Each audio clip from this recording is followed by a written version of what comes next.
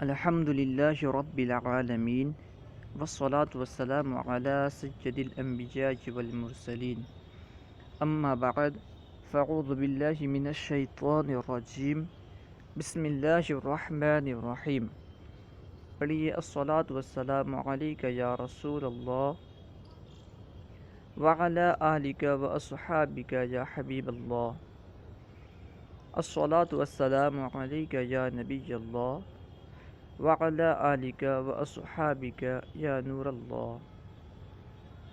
اس سے پہلے والے سبق میں ہم نے کلی کی تقسیمات کو شروع کیا تھا۔ مصنف نے آپ کو بتلایا تھا کہ کلی کی دو طرح سے تقسیم کی جاتی ہے۔ نمبر 1، کلی کے افراد کے خارج میں پائے جانے یا نہ پائے جانے کے اعتبار سے۔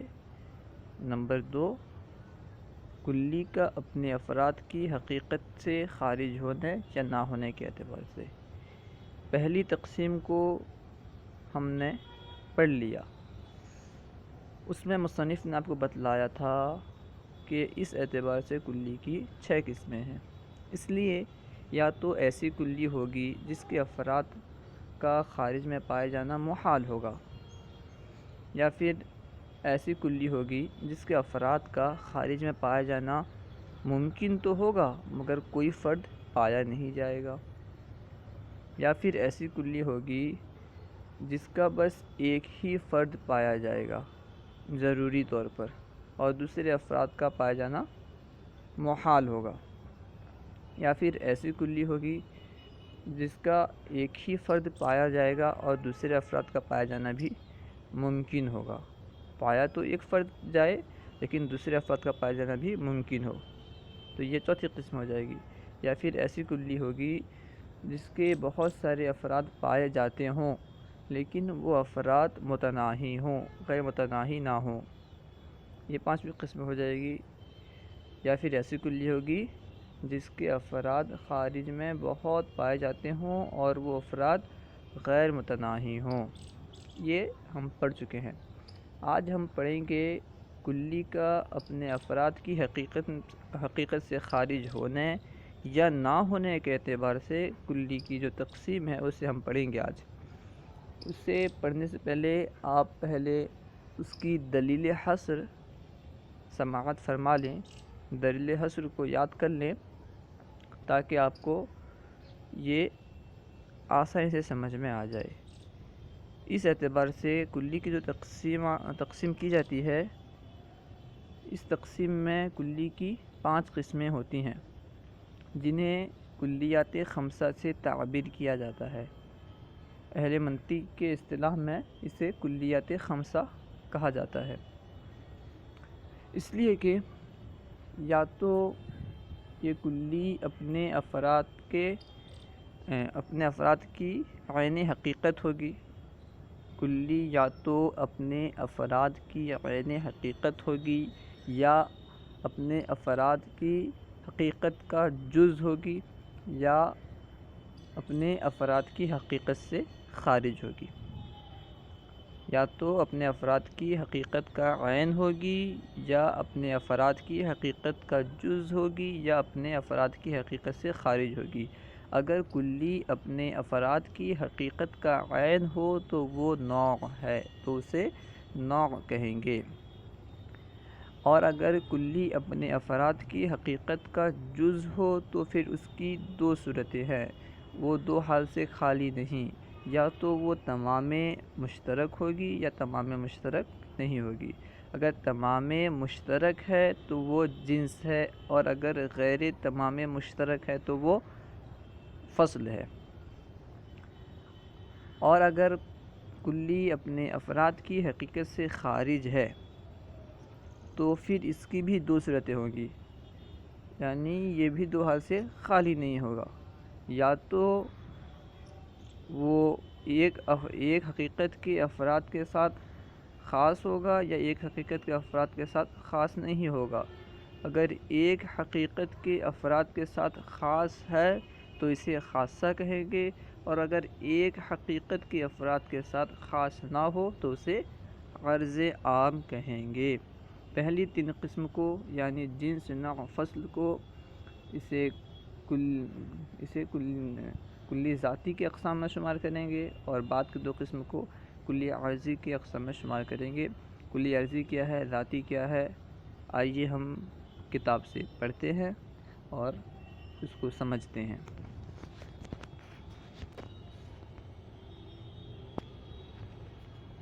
سبق نمبر 20، کلی کے اپنے افراد کی حقیقت سے خارج ہونے یا نہ ہونے کے اعتبار سے تقسیم۔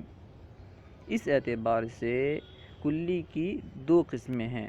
اولاً اس اعتبار سے کلی کی 2 قسمیں ہیں۔ نمبر 1 کلی ذاتی، نمبر 2 کلی عرضی۔ کلی ذاتی کسے کہتے ہیں، کلی عرضی کسے کہتے ہیں، خود مصنف فرما رہے ہیں کلی ذاتی، جو کلی اپنے افراد کی حقیقت سے خارج نہ ہو اسے کلی ذاتی کہتے ہیں۔ جیسے جنس، نوع، فصل۔ جو کلی اپنے افراد کی حقیقت سے خارج نہ ہو اسے کلی ذاتی کہتے ہیں۔ جیسے جنس، نوع، فصل، یہ کلی اپنے افراد کی حقیقت سے خارج نہیں ہوتے۔ کلی عرضی کسے کہتے ہیں، جو کلی اپنے افراد کی حقیقت سے خارج ہو وہ کلی عرضی ہے، جیسے خاصہ اور عرض عام، یہ دونوں اپنے افراد کی حقیقت سے خارج ہوتے ہیں، اس لیے انہیں کلی عرضی کہتے ہیں۔ پھر آگے ان دونوں کی اور تقسیم ہے۔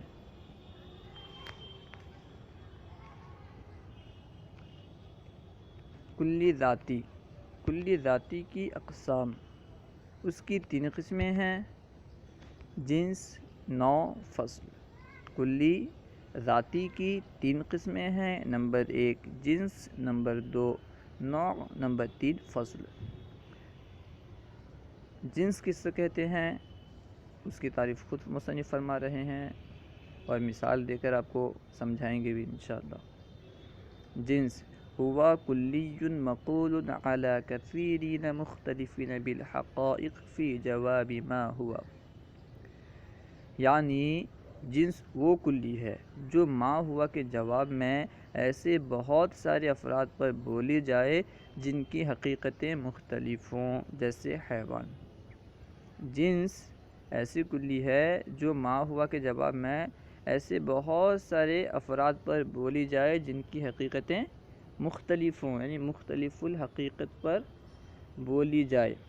مختلف الحقائق پر جس کلی کو بولا جائے ما ہوا کے جواب میں وہ کلی جنس کہلائے گی۔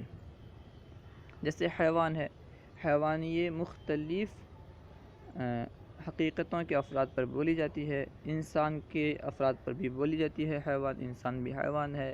اسی طرح حمار پر بھی حیوان کا لفظ بولا جاتا ہے، اسی طرح بقر پر بھی حیوان کا اطلاق کیا جاتا ہے، اسی طرح غنم پر بھی حیوان کا اطلاق کیا جاتا ہے، یعنی مختلف الحقائق پر اس کا اطلاق کیا جاتا ہے، تو یہ جنس ہوئی۔ وضاحت خود مصنف فرما رہے ہیں، جیسے انسان اور فرس، ان دونوں کی حقیقتیں مختلف ہیں، جب ہم ان کے بارے میں ما ہما سے سوال کریں گے تو جواب میں حیوان آئے گا، لہٰذا حیوان جنس ہے۔ جب ہم انسان کو اور اس کے ساتھ فرس کو ملا کر کے ما ہما کے ذریعے سوال کریں گے، الانسان والفرس ما ہما، انسان اور فرس کیا ہیں، تو جواب میں کیا بولا جائے گا، ہما حیوان، وہ دونوں حیوان ہیں۔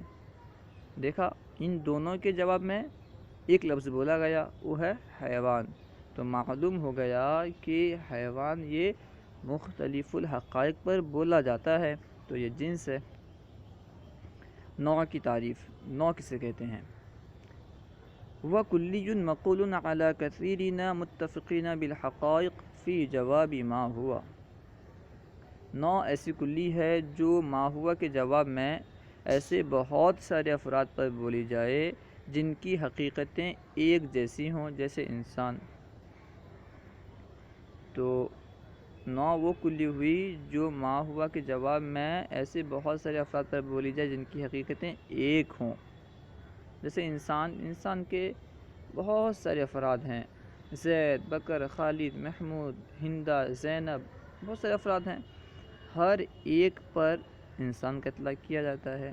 جب ہم زید کو اور ہندہ کو ملا کے سوال کریں گے، زید و ہندتن ما ہما، تو جواب میں انسان آئے گا. اور یہ دونوں مختلف الحقیقت نہیں ہیں، بلکہ ان دونوں کی حقیقت ایک ہے. دونوں حیوان ناطق ہیں. جب دونوں حیوان ناطق ہیں تو ان کے جواب میں جو کلی واقع ہو رہی ہے اسے ہم نوع بولیں گے.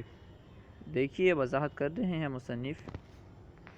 جیسے زید، عمر، بکر، ان تینوں کی حقیقتیں ایک جیسی ہیں، یعنی تینوں حیوان ناطق ہیں.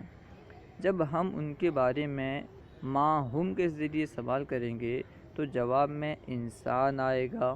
لہٰذا معلوم ہوا کہ انسان نوع ہے. فصل ہوا کلی مقول علی الشیء فی جوابہ ای شیء ہوا فی ذاتہ، یعنی فصل ایسی کلی ہے جو ای شیء ہوا فی ذاتہ کے جواب میں کسی شے پر بولی جائے. جیسے ناطق. فصل ایسی کلی ہے جو ای شیء ہوا فی ذاتہ کے جواب میں کسی پر بولی جائے. اسے جیسے ناطق لے لیں. ناطق جب ہم انسان کے بارے میں سوال کریں گے، الانسان ای شیء ہوا فی ذاتہ، یعنی انسان اپنی ذات کے اعتبار سے کیا ہے، تو جواب دیا جائے گا وہ ناطق ہے. تو معلوم ہوا کہ ناطق فصل ہے. دیکھیے وضاحت. جب ہم انسان کے بارے میں سوال کریں گے، الانسان ای شیء ہوا فی ذاتہ، یعنی انسان اپنی ذات کے اعتبار سے کیا ہے، تو جواب دیا جائے گا کہ وہ ناطق ہے. لہٰذا معلوم ہوا کہ ناطق انسان کے لیے فصل ہے. ناطق انسان کے لیے فصل ہے. صلوا علی الحبیب صلی اللہ تعالی علی محمد صلی اللہ علیہ وسلم.